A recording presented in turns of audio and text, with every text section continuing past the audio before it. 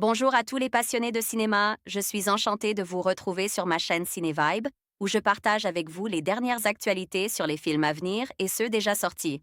Pensez à vous abonner pour ne rien manquer des nombreux contenus captivants à venir. C'est Bonjour parti! à tous, et bienvenue sur ma chaîne. Aujourd'hui, je vais vous parler d'un sujet fascinant, l'ordre du temps. Dans cette vidéo, nous allons explorer comment le temps structure notre vie quotidienne, influence nos décisions et façonner notre perception du monde. Je vais également aborder des concepts philosophiques et scientifiques qui nous aident à comprendre cette notion si complexe. Restez avec moi pour découvrir comment l'ordre du temps peut transformer notre manière de vivre et de penser. C'est parti. Dr. Durée, 1h53 à participe à Venise 2023. Synopsis du film. Dans leur maison de bord de mer, un couple accueille des amis pour fêter les 50 ans de la maîtresse des lieux. La fille est envoyée passer la soirée chez une amie, tandis qu'Enrico, scientifique travaillant sur les distorsions du temps, arrive en retard et avec une mauvaise nouvelle. L'astéroïde baptisé Anaconda pourrait bien percuter la Terre.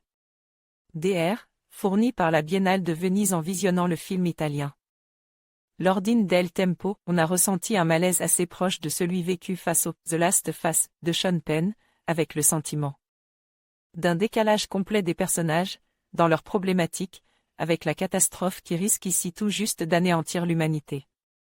Voir une partie de celle-ci. S'il s'agissait de la guerre dans le film américain, c'est cette fois-ci un astéroïde, dont la trajectoire a 5 à 20% de chance de croiser celle de la Terre. Les deux scientifiques invitent se gardant de révéler à quelle échéance la catastrophe pourrait arriver. Hormis, on le suppose, hors champ, dans quelques confidences. S'ensuit donc un suspense déjà minore, alors que le protagoniste principal, Enrico avec des yeux de cocker appuyés, nous laisse deviner. Tout le passe d'amoureux malheureux, alors qu'il aperçoit Greta, en couple avec un autre. On voit bien derrière les gros sabots d'un scénario qui s'étalait en premier lieu sur une tragédie grecque dans laquelle une femme se sacrifie pour son mari, et sur l'une des convives qui s'interroge sur le fait qu'un mari puisse lui aussi se sacrifier pour sa femme. Ce qui a pu être l'intention de ce film montrant les femmes d'aujourd'hui comme indépendantes. De plus, la distorsion du temps ne concerne pas seulement le devoir de l'adolescente, ni la trajectoire de l'astéroïde, mais aussi les histoires des uns et des autres, dont les contrariétés vont être laborieusement explorées dans cette sorte de vaudeville qui se veut malheureusement sérieux.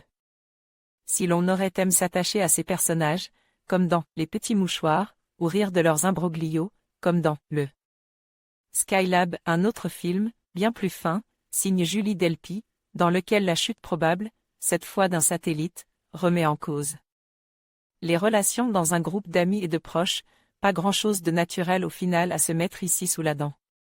Chacun des personnages, malgré la menace, en reviendra toujours à ses petits soucis de cœur, d'argent ou de statut social, le scénario se payant même le luxe d'ignorer de bout en bout les aspirations de la bonne péruvienne, légitimement inquiète pour sa famille au pays.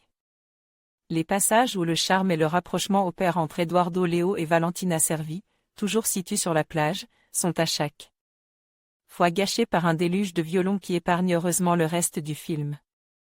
Quant à la crise existentielle de l'investisseur financier allemand, elle est tout juste risible de bout en bout. Que le film ait pu arriver jusqu'en hors compétition au Festival de Venise n'est sans doute dû qu'à l'hommage rendu le même jour lors de la cérémonie d'ouverture à sa réalisatrice, Liliana Cavani, auteure de Portier de nuit et Berlin AFR. Il aurait sans doute mieux fallu proposer aux festivaliers l'une de ses œuvres précédentes. Olivier Bachelard envoyait un message au rédacteur. En conclusion, l'ordine del Tempo nous invite à réfléchir sur la nature du temps et son impact sur nos vies. À travers les différentes perspectives que nous avons explorées, il devient clair que le temps n'est pas seulement une mesure, mais aussi un élément fondamental qui façonnait notre existence. En comprenant mieux cette dimension, nous pouvons apprendre à vivre plus pleinement, à apprécier chaque instant et à embrasser le changement. Merci de nous avoir accompagnés dans cette exploration fascinante.